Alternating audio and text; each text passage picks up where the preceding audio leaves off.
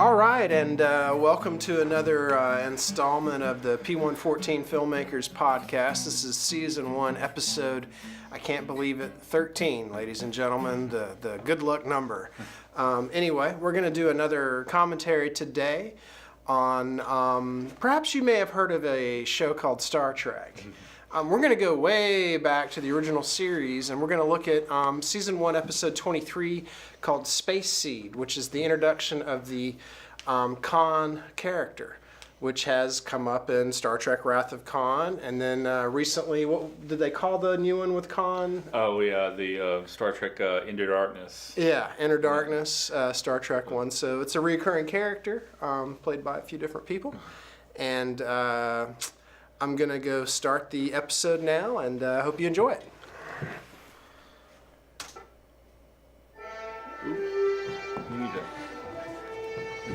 Mute it. Oh, yeah. Whoops. Oh, yeah. You weren't supposed to hear that. Hopefully we won't get in trouble by the, for that run of music. I think we're good. Okay, there we go. Captaining... Well, that's right. They hadn't been talking yet. Yeah, they haven't been talking yet. Sorry. It's on, so we'll see. Yeah. All right. There we go. So, okay, yeah, we got it. there it is. Okay, so we're having to watch it with the sort of the new effects that they threw in and stuff like that. So we're sort of at the beginning of the episode, and I think they come into contact with the ship. Yeah. Right from the beginning. Yep. Botany Bay is the name of the That's ship. right, Botany Bay. I just think of little critters going in, being put into your ears, and Yeah. that was my first time seeing that. Right. Yeah. Yeah, that's my first experience with Khan. I hadn't seen this episode. Yeah, I don't think I had either. If I did, I wasn't putting two and two together yet. Exactly. I remember there was the channel that was showing the show on reruns, maybe at 7 o'clock. I think it's 7 o'clock in the night or whatever. At times it would show it. It was one independent stations. They were showing the old episodes. Was of it Star the Trek. Fox UHF station? Yeah. That's where I watched it too. Yeah. Yeah, this was before Fox and everything like that. This was Right. And when this happened. But I remember, I'd seen Wrath of Khan at the theater, and then they promoted it saying, "Watch Khan tonight at 7 o'clock," or whatever type thing. And it's just like it was cool, and it's the old episode. Right. So of him. Yeah. You think it's going to be the movie? Yeah. But no, it's not. Yeah. But it's a great episode. Yeah, I mean, pretty I've neat. watched it, of course, since then, and it's a really good episode. Yeah. So. Here we go. The concept of the Supermen had taken over Earth, or taken over parts of Earth or whatever. Right. Australia, I think it was. Back in, I don't remember what year it was, but they may say it in this eventually. But Right. the race of Supermen that Khan became leader of or whatever, and they ruled during the eugenic wars, as they called it.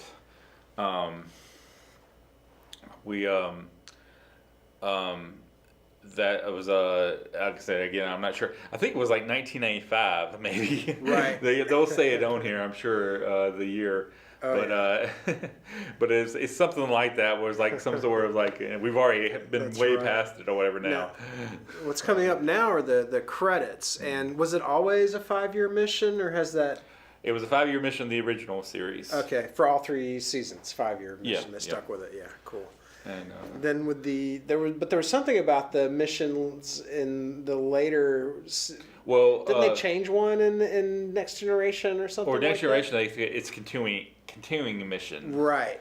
So they didn't have any kind of, like, they kind of set them up kind of like, okay, maybe we're going to do 5 years at the show or whatever type thing. Yeah. You don't want to jinx it, which Yeah. they did. You Oh, kinda new jinx- special effects shot. Yeah, looks good. Which I really like looks the good. new special effects. It doesn't take a lot. I mean, it doesn't take out of it at all. No, I mean, it doesn't. It looks like it's legit. It doesn't. The end, it matches. Yeah, you're right.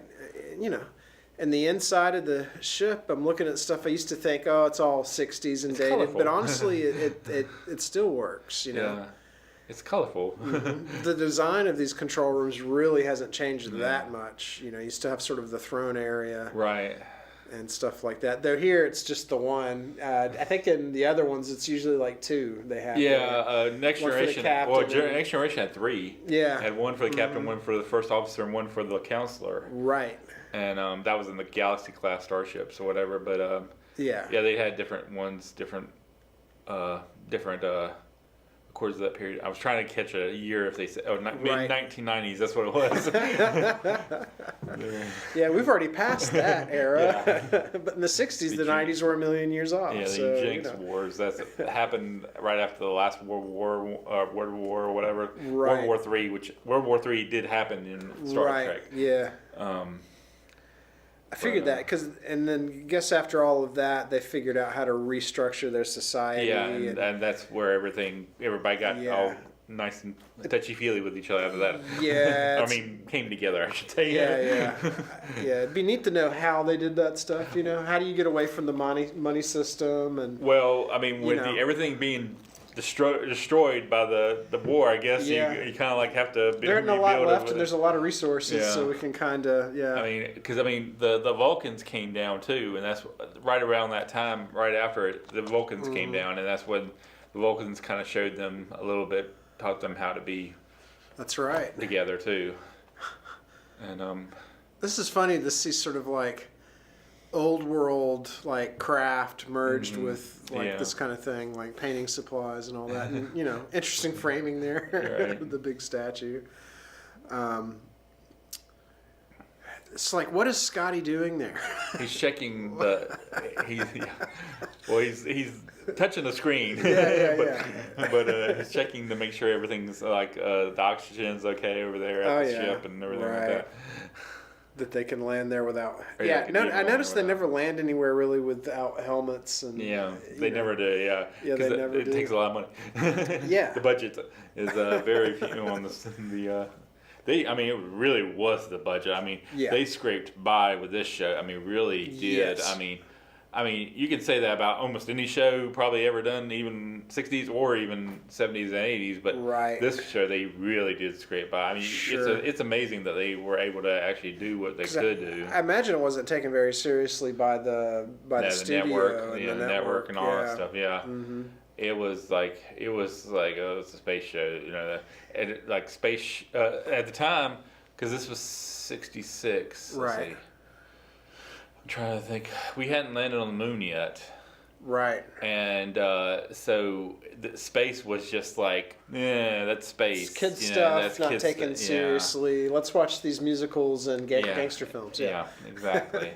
And it's, sitcom or whatever, whatever was on at the time. Probably westerns were probably big at this time. In the 60s. Was that's probably about sure. this time. Yeah. And so this genre was really just sort of trying. It really wasn't much of a. Plus this was like one of the earliest shows, sci-fi shows. Absolutely, there'd been some movies, Forbidden Planet, and some stuff in the 50s. Plenty of movies. Yeah. But just shows, television shows, week-to-week television shows, So I'm curious. Do you think was the show popular when they canceled it? Or was it doing poorly when they canceled it? It was doing poorly when it was canceled. It was popular, like I said, it had a following, but it didn't, just not enough to really keep it going there. Right. And so the big following happened later. Yeah. Well, when we were landing on the moon is when it went into syndication, and that's when everything exploded for it. Right. And that's. Because everybody's like saying, "Whoa, the space now!" Everybody wanted space stuff and everything like that, and that's why they started putting in syndication, and it just blew up. Yeah. And then they had all the Star Trek conventions and stuff like that. Mm-hmm. And it's suspended animation. Most of the sets, honestly, looking back at it, are pretty good. Yeah, like I said, it's still a pretty good looking show. It's. As much as much as they had the scrape by, of course, and all that. Like I said, it's amazing they could do what they did. This is the first season too, because I think they had a bigger budget on the first season, I think. Right. But you could see by season 3, it was like, oh my gosh, yeah. Well, I think also two subjects. Writing whatever, and it really kind of went downhill too during the third season. Yeah. Oh, there goes Kirk breaking everything. And I think he was dying. He was kind of dying because it was messing up or whatever. Oh yeah. So they They're releasing getting him. Khan out of the suspended animation capsule right now, and that's Right. that's what's going on at the time. He was dying. Something was messing up with the thing, and had Right. to bring him out of it. And that's Cacho Montalban. Yep. Later on to be on Fantasy Island. That's But, right. to have a prominent status on Fantasy Island, which lasted a good while. More than 3 years? Yeah. Oh, it was yeah. like 6, 7 years maybe. Wow. I haven't seen a lot of that show, but I remember Fantasy Island and Love Boat were kind of... Yeah, they were both on Saturday nights together. Yeah. But yeah, it lasted a good while for the show, because it was almost like it wasn't a sci-fi, but it was like a fantasy type show or whatever. Right. Well, of course, it was called Fantasy Island, but It's kind of funny when you see certain material in an episode of Star Trek and then you see it reused in another way. Like couldn't help but notice like the clothing, the little, well, if you can call it clothing, the little netting that's on the sleeping people. I think I've seen that on used as curtains and other costumes and stuff like that. You know, and since you said they had to really kind of scrounge and stuff, I imagine there's a lot of reusing of materials. I've seen a lot of the the behind the scenes stuff or whatever on the DVDs or whatever for this, and also to the later for Next Generation also and Space Nine. It was, this one they were definitely scraping off the bar. Like really just trying to scrape by. Yeah. It was like the first season, of course, was the better, as much as that better budget. Yeah, and pretty good stories for the most part. Yeah. You know, season 1, season 2 had some strong storytelling in it as well. A lot of shows in general have good first seasons and good second seasons maybe. Yeah. Third season is when you start seeing a little bit of decline in writing and everything like that, because a lot of the writers who have been on these shows, they get pulled away and said, "Hey, go, we'll do this other show or whatever type thing." See it even happen, maybe even now, even more than before. You know, there's pretty popular shows that are like they're canceled. They don't have set. They don't have set like. I think one time they had a set contract or something like that, maybe. But now I think they're kind of, a lot of them are just like, not set or nothing. That's got to be really frustrating to work in, sometimes, because it's like, I don't know if I'm going to have a job next time. Because it's cool to think about writing for a show. I would love to be one of the writers in a room together developing a show. Absolutely, me too. I think it'd be awesome. Mm-hmm. It would be, but you'd hope it stays, Yeah. But generally, those kind of writers end up probably working on a bunch of different shows. Yeah, like I said, if you get, I can even see a show. I know we're not talking about Star Trek. That's okay. But this, like that '70s show, that show, back in long run. The first 2 seasons are really good, but then I noticed the third season, a little bit of the writing kind of seemed to dip down a little bit. Right? Was there a lot of rehashed? Sort of, I can see how a show like that could not just necessarily like that. It's just that the concept and some of the what the actors said was a little bit. I don't know if they would have said that before, and that kind of thing. And because a lot of the writers did, and like I said, the show did so well in the first 2 seasons. A lot of writers went other places because they wanted them for the other things. Sure, and so they probably didn't have really good, the lesser writers. Right, the people they hire other writers, but then they're maybe not as good as the. Yeah. And it could be due to a lot of things like experience. Right, and right around that time too, they were developing. The creators were developing another show called. That's another thing too. It happens. Another show called That '80s Show. Right. So they were trying to get them over there. Yeah. And so they grabbed some other writers from there and bring them over there. And that show didn't happen. That show was just crap. Yeah. But it was, I think, only 13 episodes to the show or whatever. But and she is a like archaeologist type. She works on the archaeologist team or whatever type thing on the ship. Right. That's why she's interested in or history. She's dealing with. She does history stuff or whatever type thing. So right. And she's drawn to him automatically. Because he's from back during that time. Earth's history and all that kind of stuff. So plus, he's sort of designed to be the perfect man, so there's that kind of... I can't remember her name, but they shared her name a while ago. Just missed it. Yeah. And sometimes some of these characters will be in one episode and then they're not around anymore. That's basically what happened with this. Yeah. Well, I mean, she goes with him. Well, spoiler. Yeah. She goes with him at the end of the episode. That's right. And and they reference her, but they don't say her name. They said his wife. Right. Which could be, you're just assuming that's her. Oh, you mean in the movie? Yeah, in the movie Wrath of Khan, they reference a wife. Yeah. And that could probably is her. Which is very surprising they didn't bring up her name at least or something like that. It just made no sense to me why they didn't even do that at least. Yeah.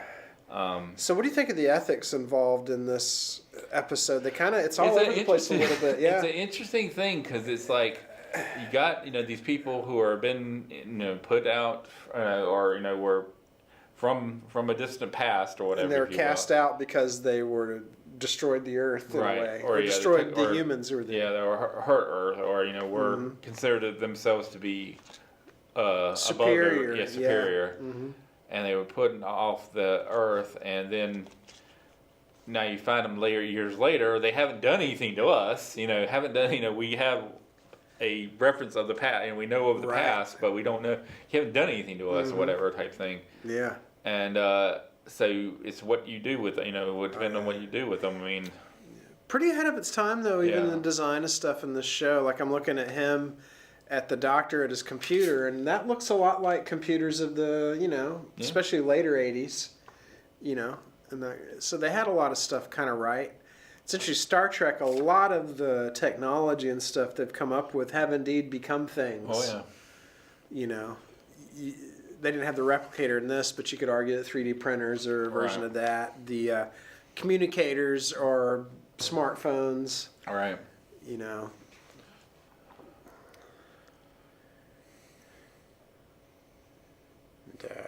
I like the way he reacts to him, because it's not like he's saying, "Don't cut me," he's just saying, "You're in bed," holding a knife to your doctor's throat. I like the way They hold true to character. Yeah. The doc is not a coward by any means. He's just telling him to cut a cord already just into the left ear, and it's just like it's really surprising what he said. It's not really. Yeah. Because. Yeah. The doctor, that's the thing. He's never afraid. He doesn't put on airs with anybody, he's just like he's usually disgruntled in some sort of way, but yeah. I always liked that character, the doctor. And even in the newer movies, I still like the character. They got a good actor to play him in his part. But it's an interesting way he came up with that kind of. I know. Normally, anybody else, they probably would have had him doing that, and then have maybe security come in and take him down, put him away from that. He just handled it himself. Yeah, and he kind of just basically was, He got on his psychological wavelength or something. Yeah. Because he was kind of considered a counselor too, because they made a person, a counselor, a specific counselor in like the Next Generation and stuff like that. But he was considered to be sort of the catch-all. Yeah, he's a medical doctor, but he's not just a surgeon. He's a surgeon. He's all those other things too. Right. Psychiatrist, whatever. Yeah. Gamma 400. Yeah, ethically, it's interesting. I don't know what the right decision is to make with this kind of stuff. I mean, they were put intentionally out there. So you got the initial ethics of, so was he made, or, I guess he was created in a lab somehow, or... Yeah, they were made, if you will, or I can't remember the whole full thing of it off my top of my head. I can't remember if they were born that way or if they were augmented. I think they were augmented, but don't quote me on that one. Yeah, I don't. But I mean, I think if they were just regular humans, and were augmented. Because that first scientist or whatever. Yeah, through that's already where the first step, of course, in this thing is the wrong. I mean, considered ethically wrong. Right. Because you're making a human yourself. Right. But You know, I have a feeling we're gonna go through that eventually, even more. Well, they just said he just said, "What is your name?" He said Khan. He said, "Just Khan." He said, "No, Khan, nothing else." That he's telling him that because in their history books, which they found out later on, of course, Right. that he is Khan Noonien Singh, the guy who did lead this revolution or whatever type thing. Right. See, right now they don't even know it's him or whatever at all. That's right.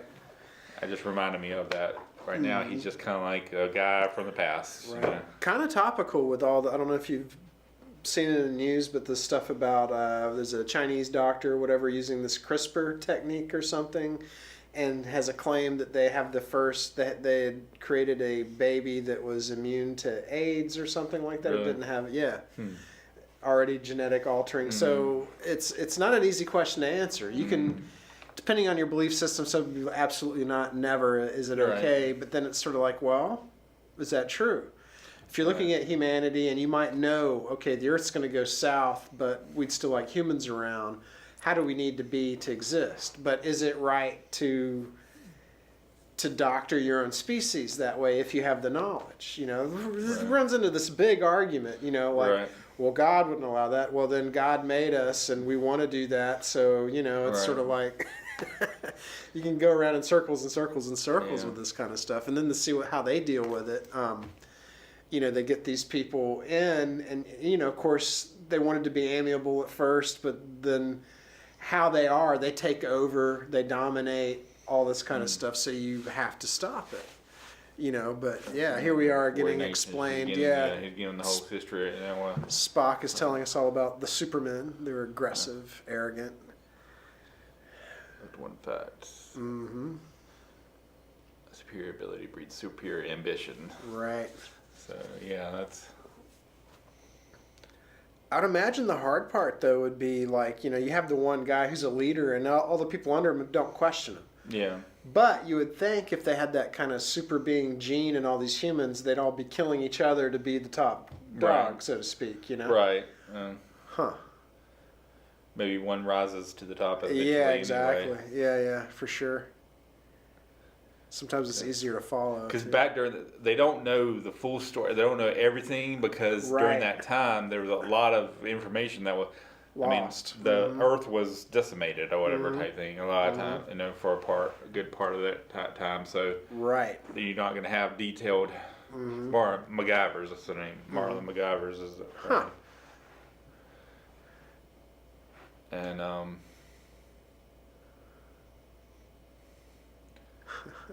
just noticed they actually showed what's on that computer screen. I wonder if in the original one, because it looks legit, it looks real there. Yeah. But I wonder if that was added in later or not. I don't know. I know some of the panels they do. Yeah. She's being pulled in by the trance. She gets the soft lighting. The only thing about it is they make this guy. Or they make, you know, his Khan to be more kind of almost like a emperor type person or whatever type. And for that time, that was interesting. But now it's kind of like, because it said 1993, that's when that happened. Even back then, they wouldn't even been kind of like that type of person that would have wanted to be emperor type stuff. You know, I mean, no, you don't have kings. We don't really have that kind of society. You know. Yeah. So. But they were just sort of guessing. Yeah. 30 years in the future is a long time, you know. Right. When you're in it, and you're human. Here he is weaving his spell in her hair.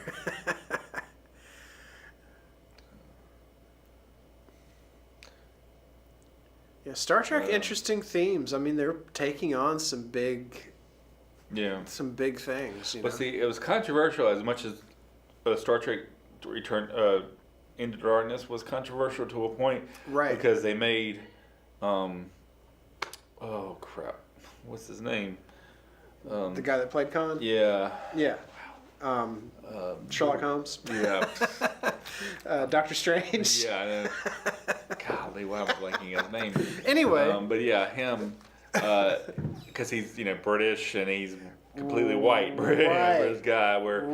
I think he had the gravitas to do it. Of course, yes, that regal kind of air. Yeah, sure. Arrogance type thing to him. I mean, he had that down pat before he even got in the movie or whatever. But for him to be, because they play him to be, because of Ricardo Montalban is Hispanic or whatever. Right. Well, I like how they did the character better with Ricardo Montalban anyway, as far as the character goes. Now, I saw Inner Darkness, and maybe I need to watch it again. Maybe I fell asleep when I shouldn't have or something like that. But I feel like he wasn't really well-rounded. I just remember him walking through and just kind of growling, like, He spoke, and I'm just like... but there was more, I think they could have done more with the character, definitely. Yeah. I mean, because they kind of changed his whole character too, because it was a whole different thing. It wasn't, it's similar but different, if you will.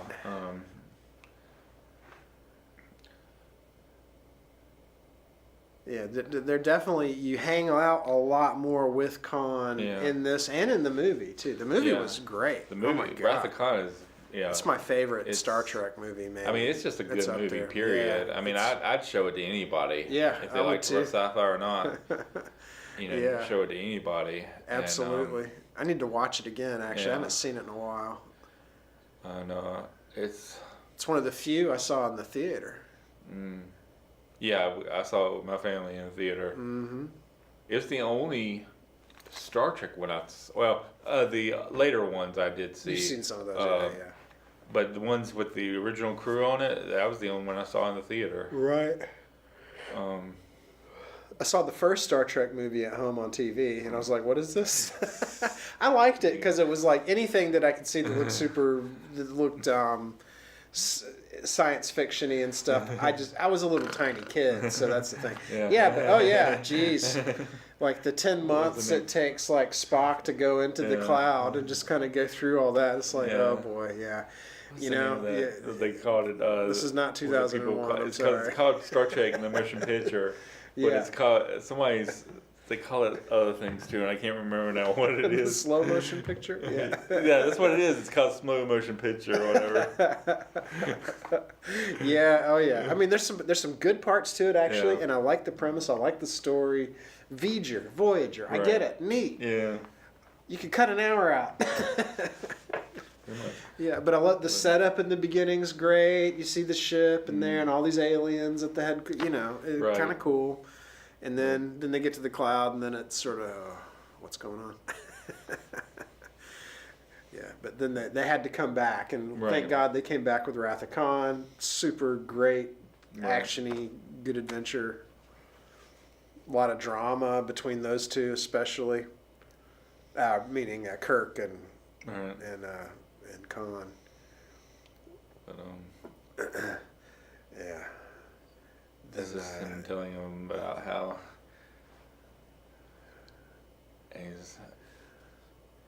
they're talking about Khan's abilities.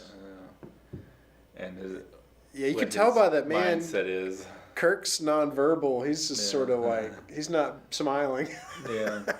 He's just Yeah, he's telling him all about how he's basically why they were put out to space because they were because of their arrogance and their feeling that they should rule the world or whatever.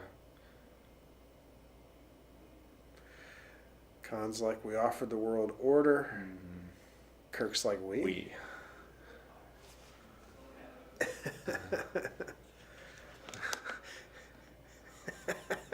Man, Kirk's just mean mugging the heck out of him. It's a really interesting because you don't, Kirk usually has a sly smile on his face or whatever when he's bantering with somebody and being against the enemy or whatever. Well, here he refused to be this subordinate to this guy. Yeah, he didn't have a sly smile on his face or nothing. It was just he's mean mugging him. Yeah, very. There was no smiling or anything like that going on. No, not at all. I think that was an interesting thing they did take on it. Mm-hmm. I'll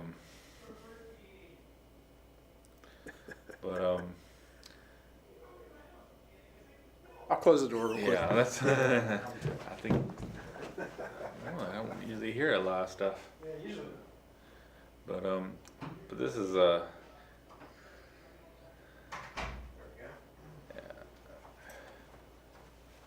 But anyway,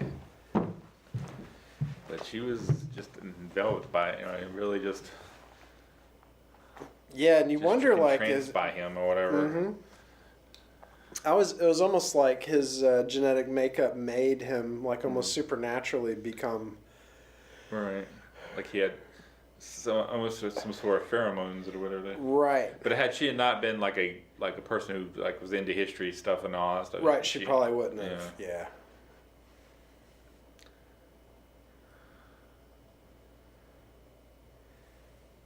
And the thing about her character, she had died by the time Wrath of Khan came out. Yeah. That's what I'm saying. He talks about his wife who had died because that's what the creature that killed a lot of his people. Do you think they should have put them on a more hospitable planet? Because that place was a train wreck. They did put them on a hospitable planet. It just turned the two worlds had collided together or something like that, or the moons had collided nearby or something like that, and just made them into the planets into that what it was. Right. And but they never came back to check up on them or anything like that. Oh, things just got a lot worse there. Yeah. It just became that kind of planet or whatever. You think you'd mark a little thing on their map and just say, "Hey, Khan's there." Starfleet in general should have come by and said, "Hey, not necessarily Kirk, but just Starfleet in general should have come by." Because that's the thing about you brought up earlier about what would you do with in a situation, what? Right. Because I mean, there again, I can't remember now. I guess it was Starfleet's orders to do that, but I don't know the way it portrays it in the episode. He just, they just do it or whatever. Yeah. To leave him on that planet, but I think we'll see what they say or anything like that. Maybe if they say Starfleet ordered me to do this or whatever, I don't know. But maybe I'll say something like that. But it's been a little while since I've seen this episode. But she just said, "I'll do anything you ask." But it's an interesting. I think. I mean, I'm not saying you have to. You don't have to. You could, like I said, you could show Wrath of Khan to anybody, right? And you don't have to have seen this episode. No, not at all. But I think it does. It adds to it. It definitely adds to it for sure. You kind of get his past. You learn basically his whole past. Right. From 1992 through 1996. After rule of the quarter of the world, from Asia to the Middle East. Last of the tyrants. Did that happen back then? I don't know. Maybe I wasn't. I didn't keep up my history or I know. Yeah. I didn't watch the news enough in the 90s. Maybe I didn't catch that. Because really, it should be like maybe 100 years into the future of this, from the 60s to this point, or to the 90s. Yeah. I think wasn't related but different story. Blade Runner, wasn't that in the 90s? When it opened up, I think. I'm not sure. I think it was like 1990 something. And it's like, well, not quite. Because they admire him, and he's like, Spock is like saying, you can't admire him and be against him. Right. Yeah. So they already. It's funny they put him in a red shirt. Yeah. Which I don't know if the red shirt joke was still. Definitely not this early in this series. But.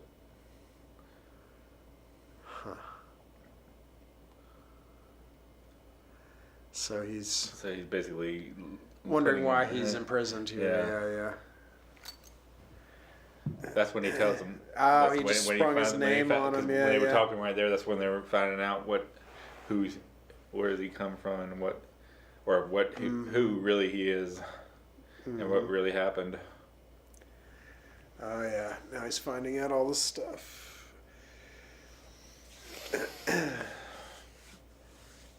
But there again, if somebody in the future, way off in the future, I know this is probably be controversial. I can handle it. But somebody found Hitler in suspended animation. Sure.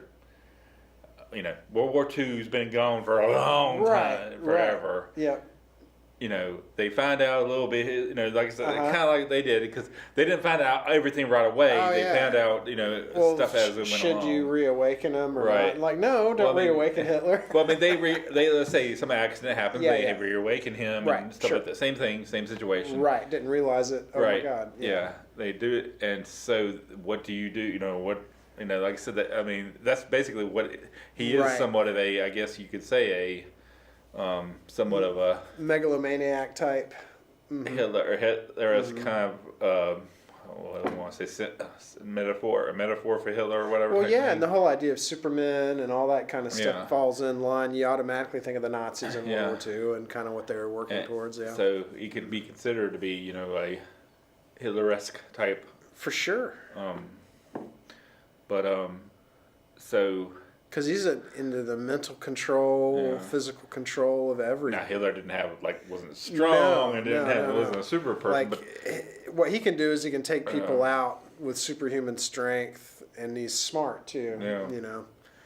But I mean, he has some of the ambitions as Hitler did, type thing. Yeah.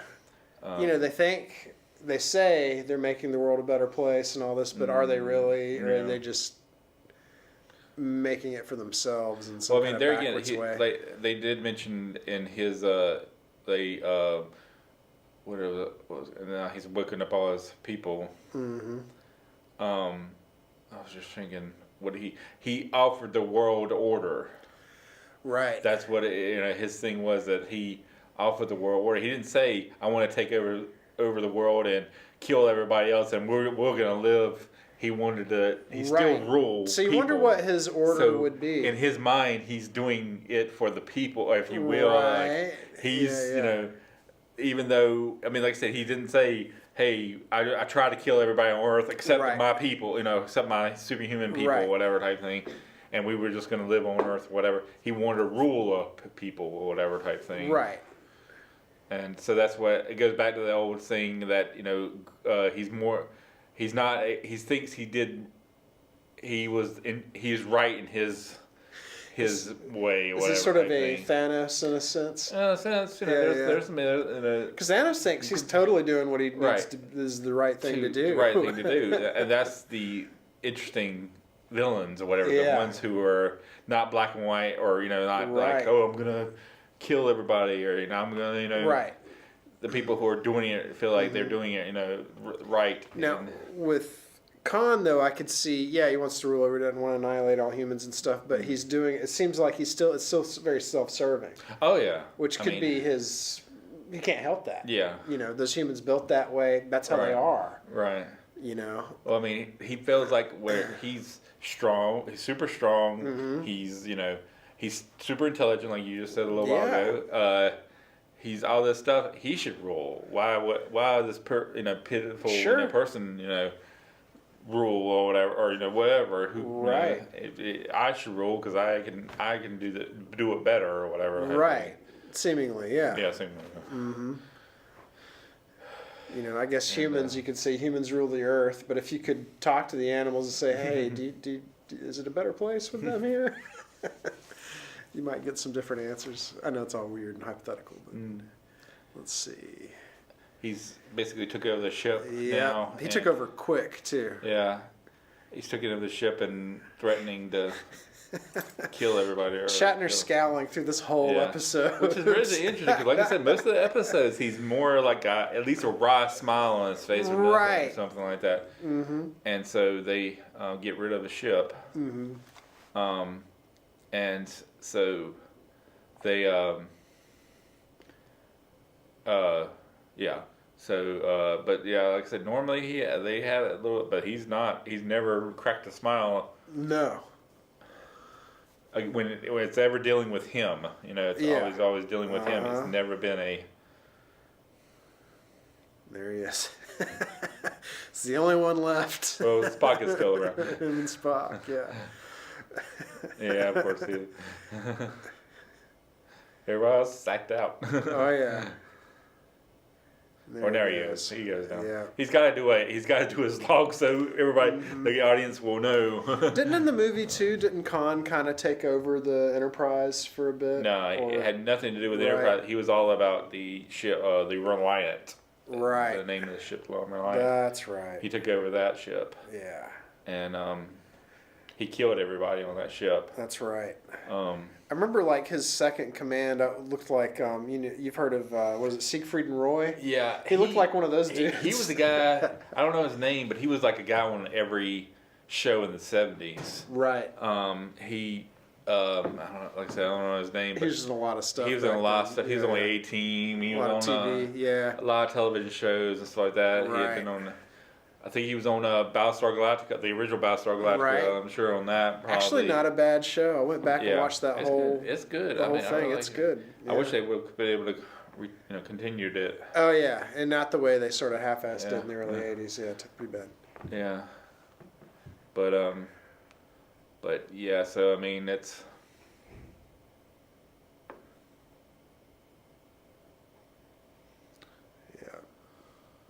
Sort of, these Supermen are sort of Supermen, but mentally, I mean, their idea of like dealing with people under them is just to hit them. Yeah. Iron fist. Mm-hmm. Iron boot. Yeah.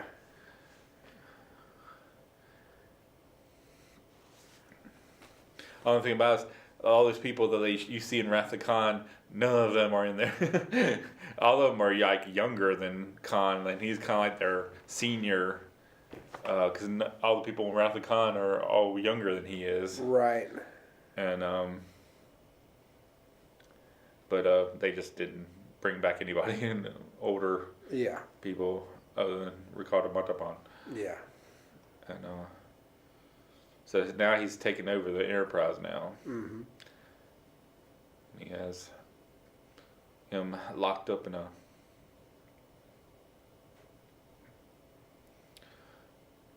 But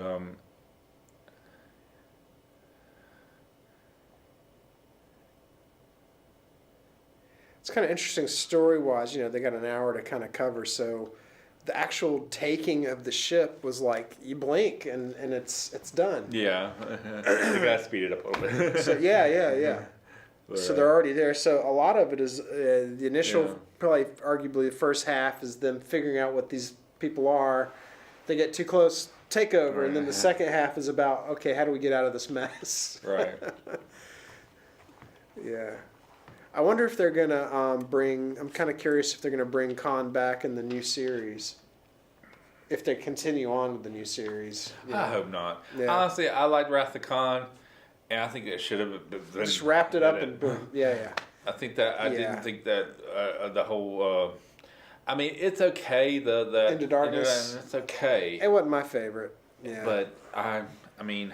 Yeah, that series, the new movie series, I love the I think first it's gone movie, now. and I like some Actually, of the last one. I like the third one. Yeah, I do Actually, too. It kind of went back to a little bit of It's Star like an Trek extended roots or whatever. episode. Yeah, and that it went well with it, but Yeah. a lot of people didn't like it or whatever. So because they were already people were already didn't like Into Darkness, so they didn't want to go back to. Yeah. I mean, I kind of I like the 2009 one they did, the first one they did. Yeah, I like that one.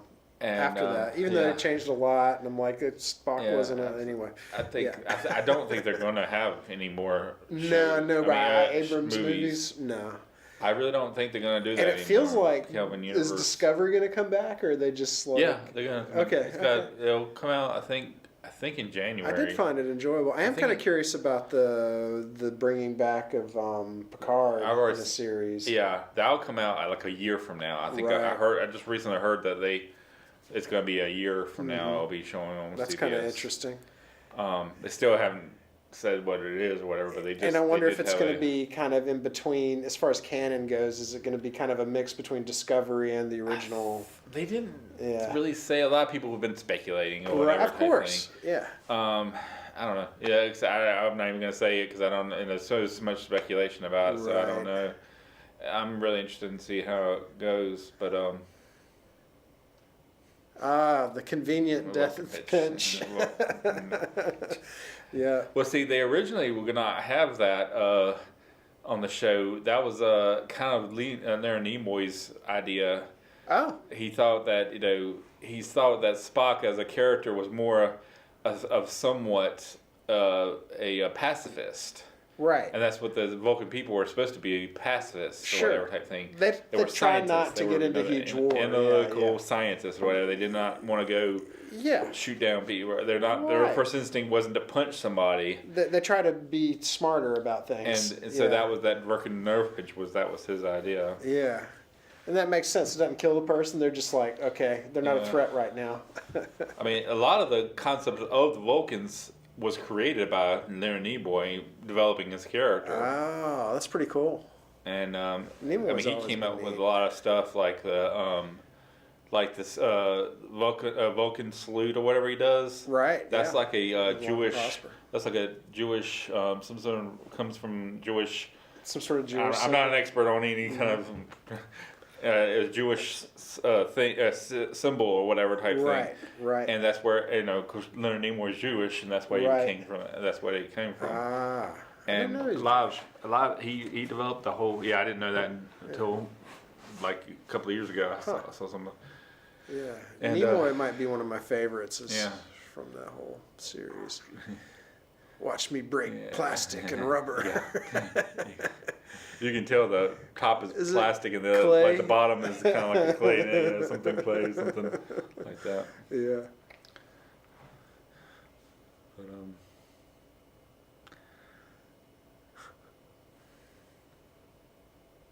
it looks like a huge printed circuit on the wall there. Yeah, pretty much. That's probably what it is. Yeah. All right, so we're getting close to the big. There's the stunt double. Yep, it's the. And there's his stunt double too. They're fighting. Their stunt doubles are fighting. Yeah. Bring in the real actor for the close-up. Stunt double. Yeah. Stunt doubles. I think they could. The real actors. Yeah. I think the real actors could have probably done those things the stunt doubles did. Some of it maybe. Maybe not this. Yep. Yeah. Stunt double. Stunt double. Yeah. That's totally. I mean, a lot of that is kind of hokey a little bit, but I think it's okay. Watching it as a show when I was a kid, I didn't notice. I mean, and then these, I'm really looking at it like, wow, boy, that's not Shatner's face. I mean, they have all kinds of stuff where. Yeah. Interesting. Yeah, it's too. You would think 3 seasons it would have been a huge show, lots and lots of people into it, but not enough people are into that kind of thing back then. You're right. And it's weird to hear things like when the show, after the 3rd season it was done, Shatner was living in his car. Did you know that? I didn't know. Yeah, he was living in his car after Star Trek for a little bit. It surprised me because it, like I said, it didn't really. Such a hustle. You think, I'm a filmmaker now, and I think it's hard getting stuff made, but even it's always been hard. Which my next decisions, I'm sorry, was the kindest people, what a waste to put them in a rehabilitation center. Yeah. What to do about MacGyvers? Yeah. I was trying to see what they. Yeah, this is where they're deciding what happens. Yeah. Yeah, I was trying to. Because they put them on a planet, they banished them to a planet, basically. Yeah. I was trying to think of whose idea this was. We're going to find out soon. Charges has been in this manner. I've been dropped. Okay.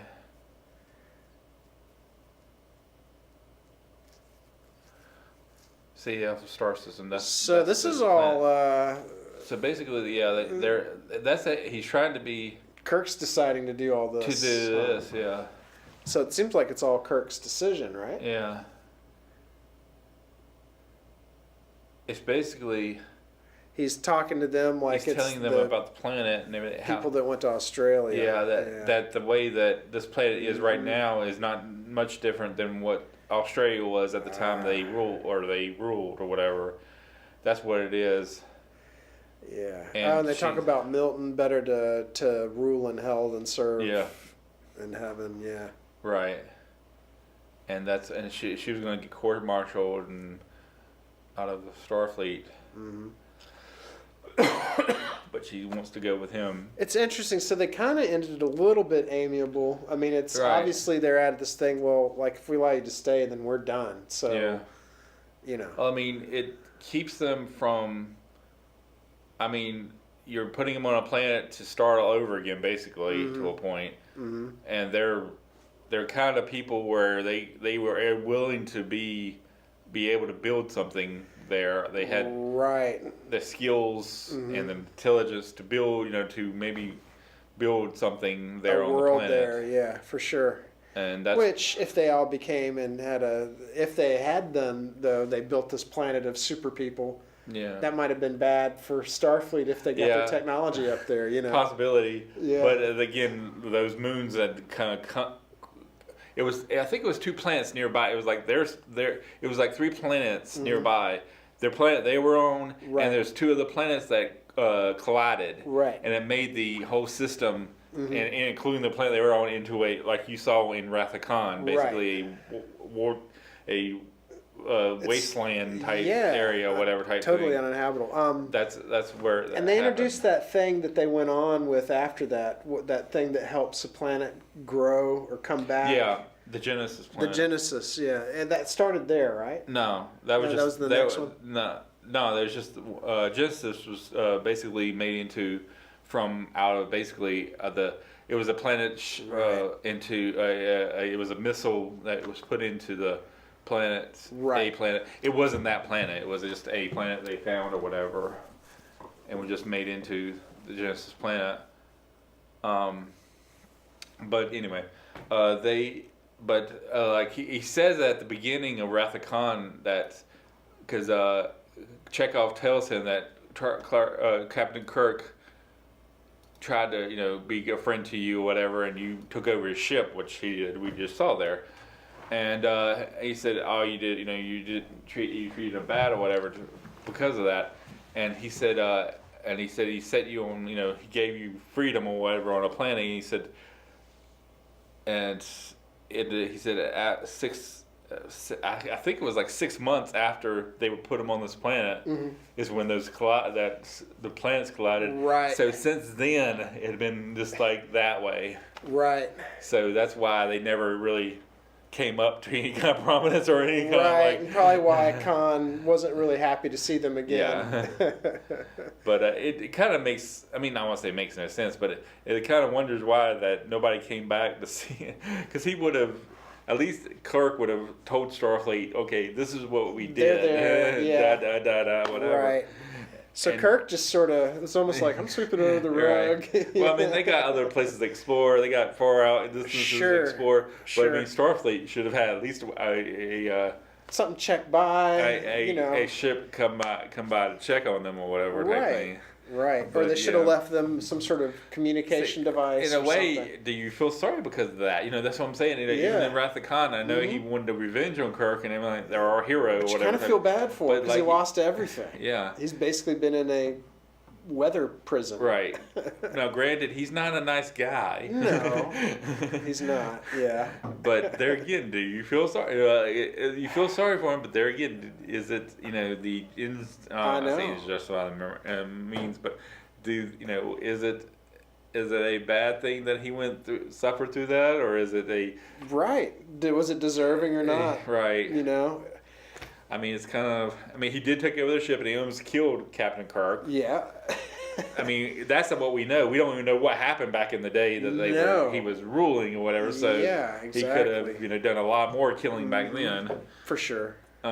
So there you go. It's like same thing. There again, these people I told you that found Hitler. Right. In space. They don't know the full story because of a lot of records. They let him go over the years. The records had. Who's this vegetarian that he's an artist. Likes art? Yeah, he's an artist. If they had him be with them, like I said, a group of explorers, let's say space explorers, and they knew nothing about art history. Knew nothing about the whole history of Hitler. Right. During time from World War II till this point in time, all the records got all messed up or whatever type thing. Somewhere or another, maybe a world war or whatever type thing happened, and there again, they don't know what happened. He just comes an artist. He's an artist that just basically says, hey, I want to. If he doesn't act like he does in here, there again. Right. Who knows? It's kind of funny. It's not impossible to happen now, of course, because he's dead. Yeah, for sure. But it's just, it's the kind of the concept or whatever. Yeah, no, totally. Totally. It's interesting. And there's a lot with the, it's like a lot of anybody huge and famous, everybody thinks they're freeze dried somewhere in some like place ready to come back alive or something like that. Walt Disney has been, he's come back any day now. Right. Elvis is coming back any day now. Right. Well, now I've seen him in Walmart the other day. Don't even draw that. Yeah. I think I saw him in Walmart too. About 2 a.m. People watching this probably won't even know what we're referencing because we haven't heard that kind of stuff in a very long time. No. but yeah, interesting show. It's kind of cool. Like they hit it in the '60s, three things, and then it wasn't until '80 that the first motion picture was made. So maybe not quite 20 years, but a long time. And really, did they start getting fandom outside, like at the conventions before they made the movie? Was that the thing? Was that the catalyst? The show itself being known wasn't the thing. It didn't catch anybody's eye. It was the leftovers. When we went to the moon and they started showing reruns on then television, it became huge. Then that's when it blew up. Because they didn't have Star Trek conventions until the 70s. Right, and that was because of the reruns. Yeah, and then all these actors are being called to be there. And that's what brought them back to a fray. Think about it, if we were not going to the moon for some reason or another, let's just say, just couldn't make it there. Sure. And there might have been a little bit more of a somebody drives saying, "Oh, like space." Maybe, but that was a huge catalyst. They may have put in some reruns here and there. But it wouldn't have been near as big. No, you're right. You're right. Because I can imagine like when the space race was up, that was the main thing going on the planet. So that's what brought it back to prominence was that. And that's why it's only 3 seasons. First season's only, or the first series is only 3 seasons. It just didn't do well. And their concept for the show was a wagon train to the stars. Yeah. Which the concept now wouldn't be people still wouldn't understand what that means. What's a wagon train? Westerns are definitely. The good ones are still popular, but they're not. Like you brought up, but during that time was Western. That's the big, That's why they had to project us with the wagon train to the stars. Oh yeah. Now we have Westworld. That's about as close as we get. Westworld's great, but Yeah. So like they had to do that, to promote it. Yeah. Which I'll talk to you after. It's not anything, but this has nothing to do with what we're talking about right now. Right. But anyway, like I said, it's a good episode, and they have some really good episodes. The first season really got some good episodes. Absolutely.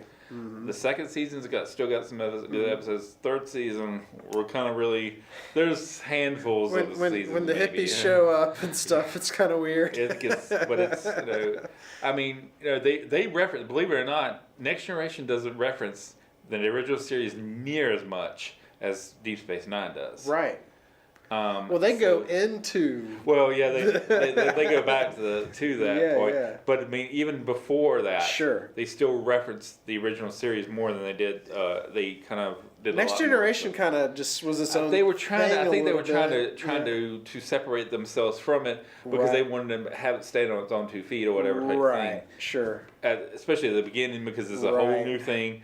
This is Star Trek coming back to television, which had been on television since the 60s. Now, I love the first season of Next Generation, but some consider it maybe a little bit weaker. It is weak. It is the worst season. Probably when you get into season 3 and 4, that's when it started. That's when it started hitting its stride.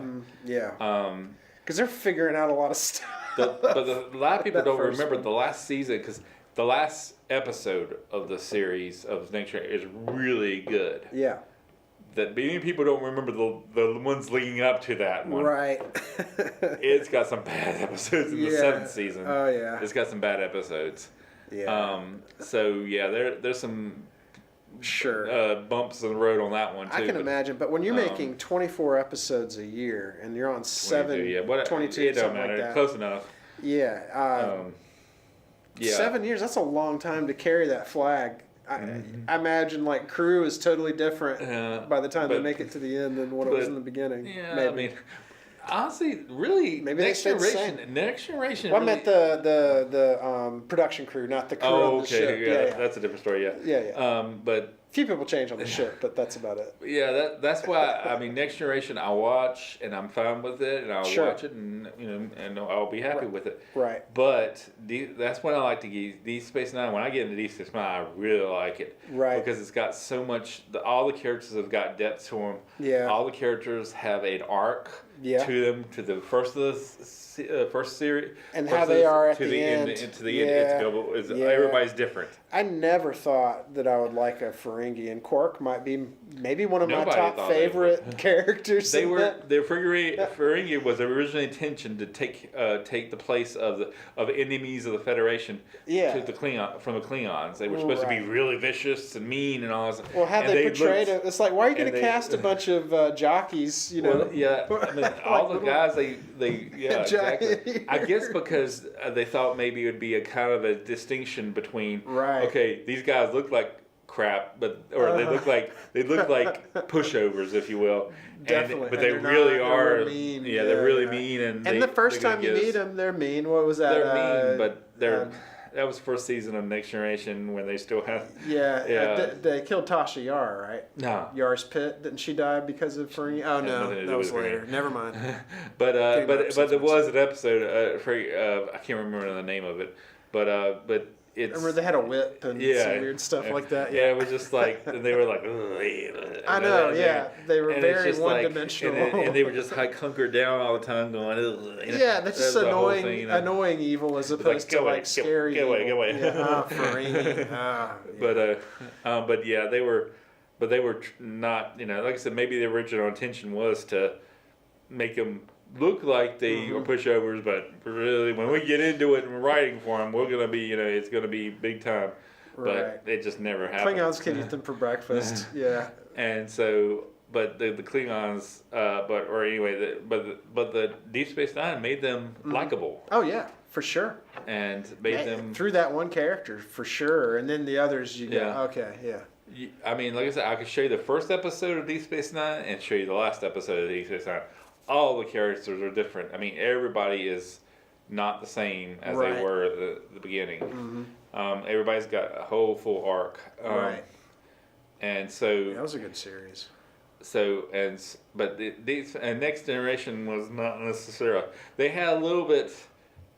They're trying to figure out the formula. In that the first season was a lot of the scripts were from. They tried to do a series back in the. Instead of doing the motion picture, they were going to come out with late 70s, early 80s. Yeah, they're going to have a series. So they have some. It was called Star Trek. What was it called? The Next Phase. Right. And that's what the new series was. It was going to be a series, and so they already wrote scripts and everything like that to it too. And that's why a lot of those scripts are from the first season, and that's why a lot of it kind of like. It's really off. There's some characters I like Q, and he's in the very first one. But that first episode, a little messy, but whatever. Yeah. But he comes back, and you really like some of the people they introduced in that first season who come back. Yeah, I mean Q was Q got really great later on. It was really good. There's some bumps here and there, but Q was really good in Next Generation. After that, there's one episode of Deep Space Nine he was in. It's not that good. Right. He's only one of those, and then he got into Voyager, and that got really ridiculous and silly. But I watched it. I can't remember too much about it. It's just not worth it. Yeah. He was in like 3 or 4 of them, I think, or something like that. That actor's pretty cool too. Yeah, he's cool. Like I said, he was good, but the concepts they came up with it were just not that good. No. Yeah.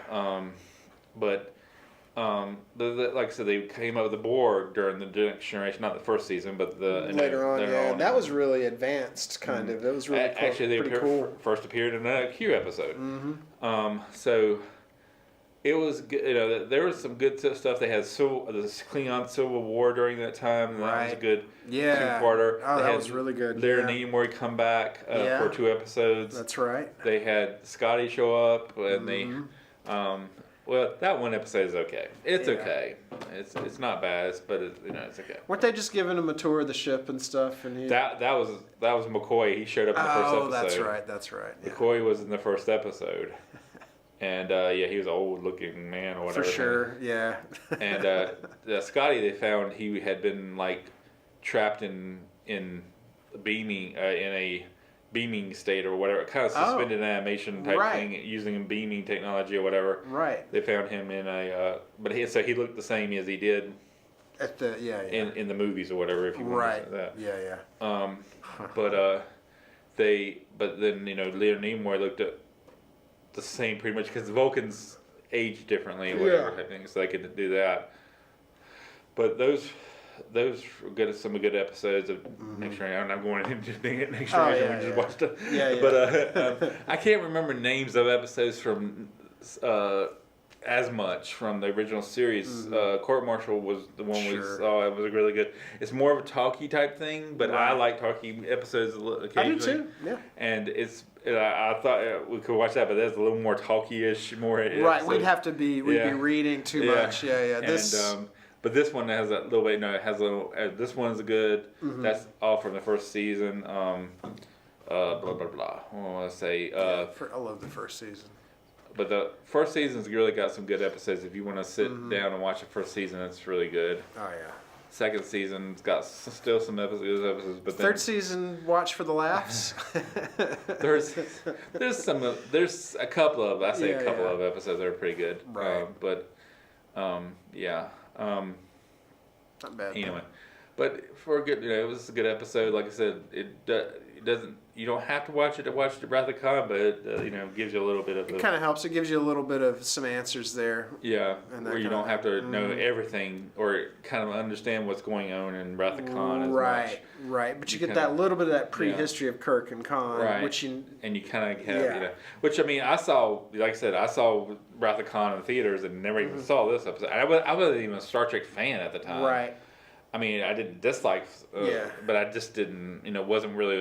My dad was a pretty big fan. He liked it when it came around. I mean, none of my family was even really into Star Trek. I don't know why we wouldn't see it. My dad got me into it. He loves Star Trek. So. Yeah, I don't even know why we wouldn't see it. I have no idea to this day why we went to see it. My dad must have been in his late 30s. He was born in 1930. So when that came out in 67? 66. 66, So he'd been... Started 66. He would have been, 36 years old when that popped out. Yeah. So he's very. And I don't know. Because now I won't know. I don't know if he saw it then or if he saw it when they rehashed it in the 70s. I mean, it could be the other way, I guess. But that's another thing too. It wasn't a kid show. See, I think Lost in Space was on at this time, but it had a kid. It was a kid's show. It was more of a kid show. And you were the kid for most of it. And so you didn't have any kids in this show, and so kids couldn't connect to it at the time. Yeah, and adults were like, "That's good stuff." Yeah, so exactly. So you kind of had a battle, like, whoa, So you had your only crowd back then are like sort of nerdier type kids, adults, who were really into sci-fi sort of marginalized, basically heavy sci-fi nerds or whatever. But now it's huge. It's just as big of a franchise as any of the other franchises that are out there. It's giant. I mean, if anybody wants to start out with Star Trek, I'm not sure if I'd jump to this the original series. It depends on how you are about older things, whatever type thing. I mean, it was the only thing on when I was a kid, so I watched it and I liked it. But you're right, and even like Next Generation, I don't know. Yeah, well, I mean, even then, maybe some of the movies. Start out, don't start out with motion picture. No. Wrath of Khan, actually a good Wrath of Khan, or maybe even 4, maybe something you could start out with that gives you a little bit, can get you a foot in there, right? And maybe you can relate to some of the things going on. Sure. But Wrath of Khan is just a good movie. Like I said, my whole family wasn't Star Trek fans. I have no idea to this day why y'all went. I didn't think about it until now. Why did we go see it? But everybody liked it. But we all liked it. My sister liked it. I mean, I liked it. My brother liked it. It's a good movie. Mom and dad liked it. Mm-hmm. So I mean, it's a good movie. That's why I feel like it's an all around good movie. It is. You don't have to be a Star Trek fan. You don't have to be a sci-fi fan. You don't have to be, anything. Whatever. No, you don't have to be. It's great. You know, it's one of my wife's favorite movies. So it's just all around good movie. Yeah. And like I said, Space Seed helps you come along. You could put some pieces together for you. I think all the Star Trek movies are on Amazon Prime right now. Mm-hmm. And so if you want to go there to, if you don't, of course you can't can go to immerse theaters. yourself in it. Yeah. And then, or you can watch this on. It's on Netflix, but I think Amazon also has the original series too. On there. Yeah, and I don't know if you like one series, you should try them all. I sat through all of them. Honestly, I like them all. I like Next Generation, Deep Space Nine. I like Voyager. I'm one of the few people who like Voyager. I like Enterprise. I'm one of the tiny microscopic group of people that like Enterprise. There's a lot of people that like. There's a continuum that does like Voyager a lot. Yeah, they're a heavy I like Voyager certain fans. characters pull me to it. Not so much the captain so much, but certain characters I like. But see, that's another thing too. I think part of the reason why Voyager was because I think Voyager has its skeptics or whatever. Sure. Because the captain, whoever it is, man, woman, right, whatever. Yeah. Black, white, whatever. It's got to be likable. And I think and most of the points, that is not as likable as the other captains. For me, I see what you're saying. For me, she grew on me though. Okay. Probably after like somewhere in the second season or something like that. Well, she did grow on me because she started off real stern and kind of. Which I get. That's kind of way Patrick Stewart started out too. Yeah. The same way. I don't think everybody. He was real stuffy in the beginning. Everybody didn't have warmed up to him. It had to warm up to him too. Awesome. And everybody loves him now. I mean, a lot of people think he's the best one of the captains of all. So, tomato. Yeah. I like him. I mean, I like Benjamin Sisko, but that's just because I'm a Deep Space Nine fan. That's my jam right there. Well, he took a while for me to warm up to, honestly. It took me a while to kind of I had seen him in other things. Maybe that's why I'd had a little bit of knowledge about the actor or whatever. Right. But he was all right. I liked him kind of from the very beginning. I didn't have to take time to warm up to him as much. For me, it was not just one person. It was the show. What is this going to be? Because it starts off with them putting it back together and fixing up Deep Space Nine. Oh yeah, right? yeah. Because I was like, okay, how's this? How are they going to be building it? What's going to happen? I was skeptical about it. I wasn't like sitting there going, "Oh man, this is going to be the greatest show ever" or whatever. But then when you're in it, when I got into it, the first season is a little bit of There's some good episodes in that first season. For sure. That's the thing about it. I think, in comparison, let's say Deep Space Nine. Next Generation. Deep Space Nine has their episodes are really good. The good episodes are really good. Yeah. Where the Next Generation has its.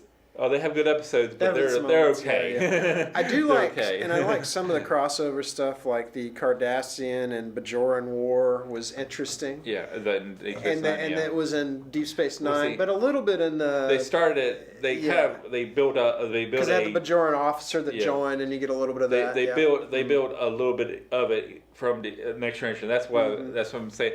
Next Generation helps that along. So. Yeah. Getting some of those episodes in before you watch Deep Space Nine does help you a lot too. Sure. Yeah. So you kind of give a little bit of backstory, like we just said, a little bit of backstory about what will come down the line. And but yeah, the engineer goes off to he leaves. What's his name? Security. Yeah. Miles O'Brien. Yeah. Miles O'Brien He's an engineer. He's like one of the engineering team of Next Generation. Right. He's not the lead engineer of the ship. No. But he's one of he's a character that people recognize and like or whatever type thing. So that's why they put him on Deep Space Nine, and he becomes their head engineer or whatever type thing. Right. I liked how they developed his friendship with the Doctor. That's that's one of the good things about it. The what I liked about it is I like more dark things. Yeah. Where that was my jam because it was like they just didn't have this. Oh, we're all good Federation people and we're holding hands and skipping down the hallway. Right. And so it was just like there was it was like. Because you had their head security, who was a changeling, which there's no species. Nobody knew his species because he was, they didn't know his species at all. Right. He was from. They didn't even know where he was from. Right. And a lot of people, and he worked for the Cardassians back when they had the station. So he was very, who is this guy? And then you had the Bajoran that did, some Bajorans that didn't want the Starfleet to be there. Right. And all sides are gray, really. A lot of gray, a lot of country, a lot of kind of like you had the Bajorans that didn't want them to be there. And it's different. It's not like a Starfleet ship. Yeah. It's just a place. They have this, so they're not like domineering over all these different aliens and people. It's sort of like we keep order, and you guys need to follow the law, and that's it. Yeah, I mean the first episode, Cisco, captain or commander at the time of the station, tells Quark, the Ferengi, he says, right. I'll let you have the bar. You can run it your way, any way you want to. Sure. You can run it. You can get money for whatever you gotta do, but just follow the law, and you won't hear anything from me. Just follow our rules. You won't hear anything from me. And of course he doesn't. But I mean, he, just like I said, you won't have. But like, so he's let. He's the term money comes into the factor of this too, where. Before it was just like, and the Federation doesn't have money, so that's they don't have that. Sure. So that's another thing. The Next Generation was kind of like a little stuffy about things or whatever. That's why I feel like there were some episodes where they would leave a planet at the end of the episode. I'm like, wait a minute, what happened to that planet now? Because they're just leaving, whatever. Yeah. And it's just like nothing happens and everything like that. They're just done. Oh, we're done with you, and went on. Happened a little bit in the first. In the original season, it happened. Let's come in. Oh, I don't like how this is. I'm gonna change some stuff. Oh well, bye. Your society is bad now. Okay, sorry. Yeah. But nothing to see here. Sorry. We'll call the Federation. Maybe they'll bring some people in to help you out. But it was just like that. There's some episodes. I remember rewatching Next Generation because I really didn't pay attention to that when I was watching it the first time because I didn't. I was whatever.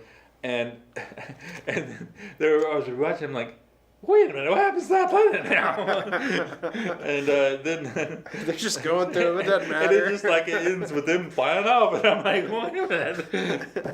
But anyway, but Deep Space Nine doesn't have that. That's why I like it too, because it's a lot of like, if something happens, it'll come back to haunt them later on. Yeah. And so there's none of this like, okay, we're done with you. There's some more realistic kind of look at it. Yeah, and so there was like a lot of that stuff's happened too. Like it'll happen. It won't happen maybe later that season. It will happen the next season or something like that. Where like, and there were like next to all these openings to wormholes and stuff. One wormhole. One wormhole. That's right. That was the thing too, because you had and you didn't know what was going to come out at the beginning. The first few episodes or first few seasons, you didn't know what was going to come through that. Right. It could be anybody.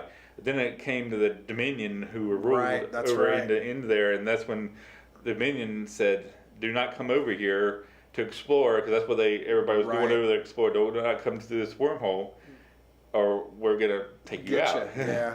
And then people kept on going to that wormhole, and then he said, "Okay, it's war now," and they went to war with the Dominion, and it's so the script means it. They're gonna come back. Yeah. So I mean, there was, like I said, it had about 3 seasons of war. Yeah. And so I mean, it's just like none of that was going on Next Generation. It was all like, let's hold hands and skip down the hallway. Let's go to this little planet. All right. Oh, okay, bye. Exactly. I mean, it didn't happen in every episode, but it happened in some of them. I still remember watching those episodes. I'm like, wait a minute. Ethics? You guys? Oh, well. What happens to that planet now? And that wasn't first season. That was even like stuff that was later on. I know. Yeah. It's about time for me to go back and start going through episodes again. The 60s show, I'm good. I've seen everything again. The Next Generation, I might go back. I might go back to original and start from there. Right. But or start with Enterprise. Which I did like Enterprise. You said you didn't. Yeah. You know, like, I did like Enterprise. I liked too. Enterprise, yeah. There were some clunkers, a lot. There Sure, some clunkers, but I liked how they were. Their attitude was interesting. They were like, well, we're kind of the first humans out here. Experiment. Yeah. Try stuff. Whoops. Well, see, the thing about it is Enterprise was hard for me anyway, who was really heavily knowledgeable about what's going on with Starfleet and all that stuff. Right. And they're like you just said, they're doing this thing. I'm like, wait a minute, don't do that. Don't do that. Don't mess with that society. That's the prime directive. Don't do that. You were trying to constantly do that, but it's not. During that time, they didn't have the prime directive. They're a little loose. Yeah. So and then they in made some way, it was, to me, it was just like, okay, they're just doing this to piss me off. Right. But no, I just like, I mean, the characters I couldn't connect with any of the characters. That's the point. I liked Scott Bakula. Yeah. I liked him in Quantum Leap. Yep. I liked him in some other things. I just didn't like him. I liked him all right in that. I liked the guy right underneath him. I really liked, for obvious reasons, I liked the Vulcan and stuff like that. But, yeah.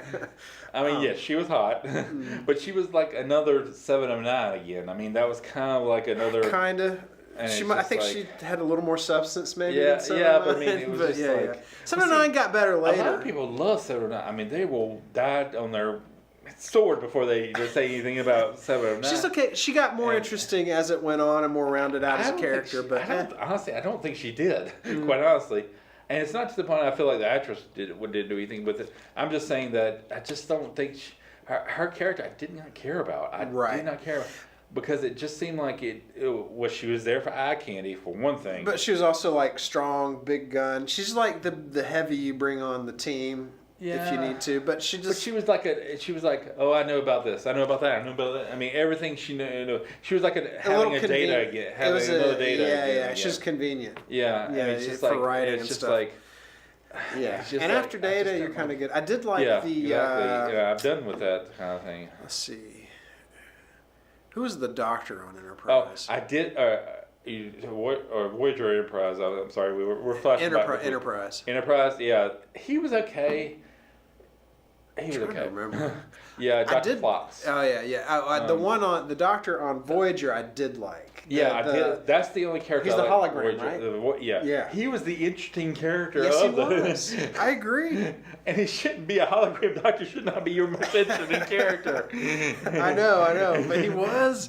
And I like how they were like the holograms were questioning their reality. Yeah, there's some good moments. Yeah, man, that's some good stuff. But it's just like a lot of that stuff. I mean, like I said, it's none of. But see, a lot of the other characters I didn't care less about, and it's just like I didn't feel like I didn't feel like at the beginning of Voyager to the end of Voyager that a lot of them had their arc and they changed a lot. I don't think any of them did. Mm-hmm. Even the Doctor changed a little bit because he was kind of just a stuffy type person or whatever at the beginning, and then he became more of a because they would have periods of time where they had the holodeck be like a town they created, and they started getting into that, and that just like, oh god, it's just like it was just so bad. Anyway, but see, the only reason why I didn't like Dr. Phlox in Enterprise because the way he looked, the way they made him out, they could have done a better job with that. Right. They could have made him look a completely different kind of alien or whatever. He looked more like a Cardassian from Deep Space Nine. Yeah, he did. He looked like a white Cardassian from Deep Space Nine. That's true. And so that's why it kind of like threw me off of. I'm like, wait a minute, he looks like a Cardassian with a little bit of difference. They just kind of got lazy with the makeup. That's what I'm saying. And and they needed to do something else. Maybe make him I couldn't do a Vulcan. Could have made him another species that we know of. Right. Because we didn't know his species, and it was still the earlier times of the. No. That was still the earlier times that they should have had somebody that was more of something we knew about. Right, or a mixed, from a couple of different maybe alien races. I'd go with that. So, I think they should have made him something else. Like I said, something else that was like you said, mixed race, maybe, or just something. Yeah. that, but still have the same personality, still have like the same Right. kind of character to him, but just have. Yeah. But anyway, but that's Star Trek. We could go on. Me and you could probably. I think we went on. Don't we have an episode of Star Trek related stuff from the original podcast we did? Isn't there Trivia Geek Star Trek one? Maybe not. It seems like it. Me and you talk about Star Trek a lot, so I'm like, yeah. I remember talking about this even in more depth. Yeah, I'm sure we referenced it at some point. Yeah, I don't remember. Yeah. Oh, well. But anyway, I guess we're kind of good with this episode, right? Yeah. So, any closing remarks? Good episode. Like I said, if you just wanna go into this episode for Star Trek original seasons, just see, put your foot in the door and see. It's a good episode to go to. I think so. I think, try it. Try a handful of other ones. Start off in season 1. It'll throw you off, but watch the pilot episode, The pilot episode I like Christopher Pike as a captain. I wish they could have kept him going. Right. I know a lot of people like Shatner, but I just like, I wish they could have kept going with him. But the reason why he didn't go with him was really a meta thing, and it's just like the reason why it wasn't like the studio didn't like him or whatever. Sure. It was his wife didn't want him to be in a show or whatever. Right. And that was like, because he died not too long after that too. Right. The same actor though came back and played him all messed up. It was a different actor. Because he was just all messed up with. So they could hide him with the. That's a good episode. There's 2 episodes called the. Wow. I forget about that. We just passed it, and I'm trying to remember now what the other one was. But anyway, it's the 2 episodes. It's I think the only 2 episode thing in the original series. Anyway. Right. It's a good 2 episodes also, but you can go to the cage to watch the pilot, the unaired pilot, I guess you'd say. Yeah. You could do that, but if you want to put your foot in the door, if you've seen Wrath of Khan, this is definitely one that you can start absolutely. with. So watch Space Seed. Yeah. That's what we suggest. Yeah. And then check out other ones. There's one, it's called Arena, with this creature I like called the Gorn. Some people like it, some people don't. Yeah. There's a bunch of other interesting ones. There's one, I can't remember the name of it, but it's got these little like flying pancake creatures that will land on your back and do stuff. There's all kind of weird things. The Tribbles episode. That's Trouble with Tribbles. That's a great one. That's a good episode. It's got mud in it again, doesn't it? No. Or no, it's a different guy that sells it. It's a guy that kind of similar to that. Yeah, that's right. That's right. Mud-esque type character. Right. But there's a lot of good. The Harvey Mudd one is pretty good too. There's 2 of those episodes. Yeah. One that is a really where they find him and he meet him for the first time, and the one he did later on was an odd one because it was kind of like, I don't know, it's a weird one. The second one that he had is a weird episode because it's different. Anyway, of course they could said that a lot about other ones, but there's a lot of good stuff though. I mean, and there's really good versions to find now. You go on Netflix, you can. They got all the series is on Netflix. They got Netflix and Amazon too. And Amazon got all that stuff. Well, Amazon has all the movies too. Yeah. Movies and the series. Shows, So Netflix just has a series. Yeah. Series. This is. So they just got the series. So but it's all good. Like I said, if you want to put your foot in the door, Spacey is a good episode to start with. For sure. But then get on Wrath of Khan either before or after, whichever. Right. It kind of helps you out a little bit. Yeah. Maybe do those 2 first and then play around with the others and the other series. All right. Well, that's it for this episode. Tune in again when we do it probably one more time for this season. Take care, everybody.